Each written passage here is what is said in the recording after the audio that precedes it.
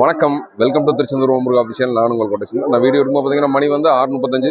வாங்க திருச்செந்தூர் முருகன் கோயில் பற்றின அப்டேட்ஸ் என்ன சொல்லிப்போம். நம்ம நேற்று சொன்ன மாதிரி தான் இன்றைக்கி புதன்கிழமை பொது தரிசனம் பட் வருஷமும் ஓரளவுக்கு தான் கூட்டம் இருக்குது. ஸோ சுற்றி உள்ள மாவட்டங்களில் தரிசனம் பண்ணுவோம், கண்டிப்பான முறையில் தரிசனம் பண்ணுவாங்க.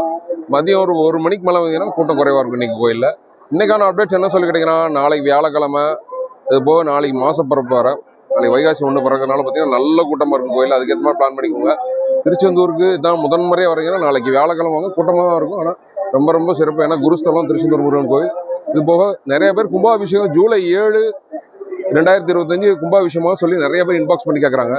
ஜூலை 7, 2025 இன்னும் வந்து அதிகாரப்பூர்வமாக எந்த தகவலுமே வரல. இது கவர்மெண்ட் அதுக்கு உண்டான ஜீவோ எதுவும் பாஸ் பண்ணல. கோயில் நிர்வாகம் முறையாக இன்னும் அறிவிக்க எதுவுமே ஜூலை 7, 2025 கும்பாபிஷேகமாக சொல்லிலாம் அறிவிக்கல. ஸோ நான் கரெக்ட் அஃபிஷியலாக வந்து நமக்கு அனௌன்ஸ் பண்ணாங்க. கரெக்டான நமக்கு நம்பகமான தகவல் ஜீவோலாம் பாஸ் பண்ண வந்துச்சுன்னா நம்ம சேனலில் கண்டிப்பான முறையில் அப்டேட் பண்ணுறேன். ஸோ இன்றைக்கான அப்டேட்ஸ் தான்.